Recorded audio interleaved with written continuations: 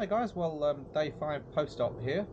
Just wanted to make a quick video showing kind of where I'm up to. The swelling, as you can see, has gone down finally, which is nice. It started up in my forehead area and migrated down into my eyes, which was basically where I was at in the last video. And then finally it's now transcended down into my cheeks. So I almost look like I'm back to normal. It did take a little bit. This is where the recipient site is at. It's started to scab over, but yeah, so I'll be removing these scabs soon in probably a couple of days, but still at the moment I can't touch it. I'm off medication now. I took my last antibiotic this morning. I'm off the anti-inflammatories and I'm not in any pain. I did notice yesterday that the donor area, which I am allowed to touch now, just gently, but this has started to itch. So I guess that's the next stage, is the itching as things heal up. But that's where I'm at. Now I did just want to go through, there were a bunch of things that I didn't cover that I'm just going to run through quickly. Just some special tips, I guess, that made the process a lot easier. So first one would be global entry. The global entry program was something that made the whole process a lot easier. It's basically a special trusted travelers thing that you apply for with, I think it's Border Patrol. It's $100 for 5 years. It made my time getting to and from and across the border so much easier. It also includes TSA pre-check, which means you didn't have to take your shoes off at the airport, belts, or you could leave your electronics in your bag. It just made the whole process a lot easier of me going through the airport, especially with all the swelling, and getting it back across the border. I went across the border one time in Tijuana, and without global entry it took about 4 hours. This time it took about 10 minutes. That was the difference that it made. So that's first one. Second, so book a quality airline. Don't book a budget airline when you do this. If there's any issues, you want to be able to go up to the counter and talk to someone. And like me, for instance, I was put onto a standby flight. They wouldn't have done that if I had flown with like Spirit, who I booked originally, but they had cancelled my flight, so I went with Southwest.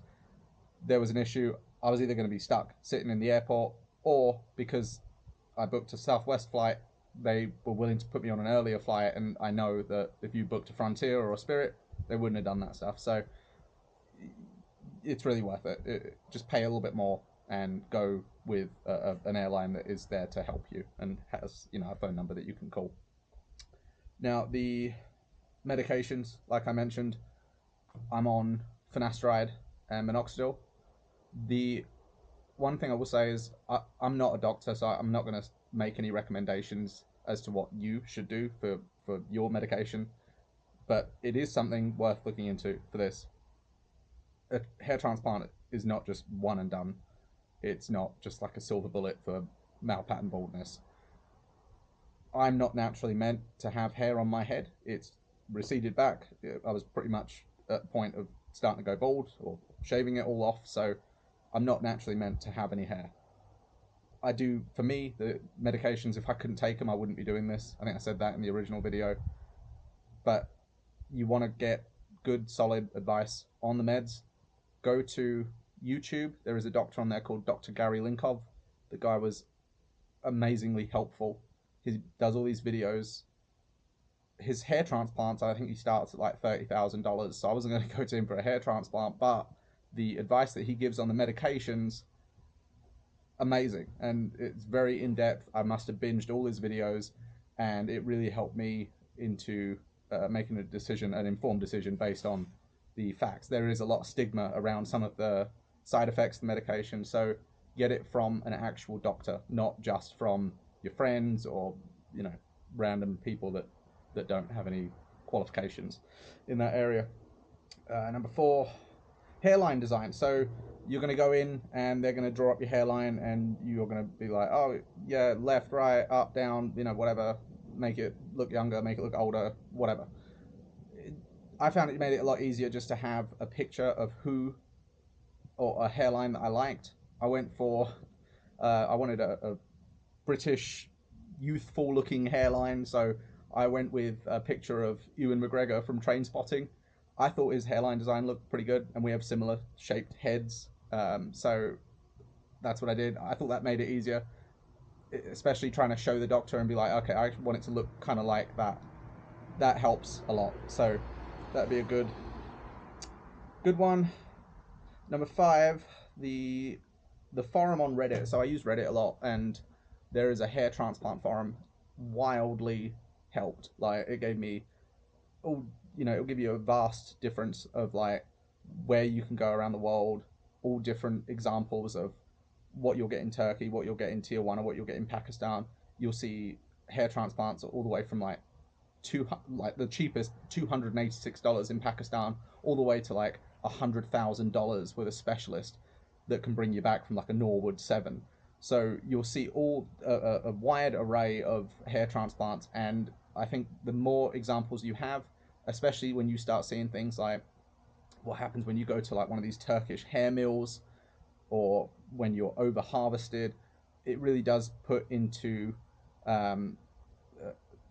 context why you would want to pay and go to a more renowned surgeon than just booking whatever clinic online. So I think the hair transplant forum, also they're very helpful if you have any questions, or you post your progress pictures, and they're very supportive community. So number 6, extra thermal water. So there is a thermal water they give you. It's very small. Buy a big one. They sell it at Ulta. You will run out of the small one that the clinic gives you, and you're supposed to keep spraying it. I'm probably supposed to spray it right now, actually. But you buy the big one. They sell it at Ulta. It's like $20. Well worth it. I ran out probably day 3, so just have that ready ahead of time. Then number 7. So I noticed that the medication, especially right after the procedure, I was quite foggy. I had quite a bit of like brain fog. I noticed in the videos I'd lose my train of thought a lot when I was speaking. It was very hard to keep like a single thought just running. So just be prepared for that. Maybe it's not everyone, maybe it's just me, but the medication did kind of make me a bit like almost like hazy. I'd forget things. I'd forget instructions the clinic had given me. I even lost things like at the airport and stuff coming home. Nothing major. It wasn't like I lost my passport or anything, but I'm not usually one to lose things. It really annoys me. It's like a pet peeve of mine. I hate losing things. So, but yeah, I'd get home, I'd have absolutely no recollection. There are even videos that I shot that I don't remember shooting them. Like, I don't remember talking to the camera. I don't remember any of it. So, like, just complete. Mainly the ones like during the surgery and in the middle of the night when I'm having to take more meds and stuff. I don't even remember it. So there is a degree of brain fog.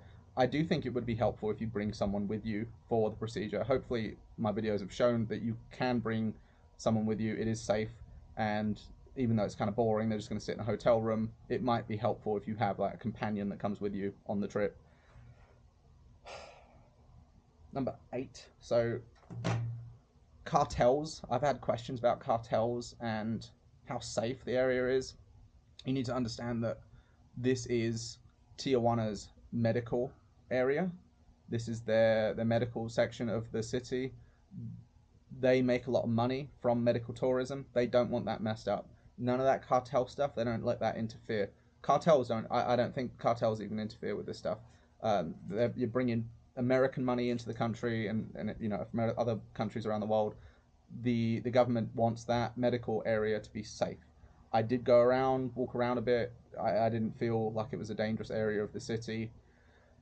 However, not to put your guard down though, still be cautious, still a big city. You need to still have your head on a swivel. Don't wear, a $20,000 Rolex and have your head glued to your $2,000 iPhone and just walk around the city not paying attention.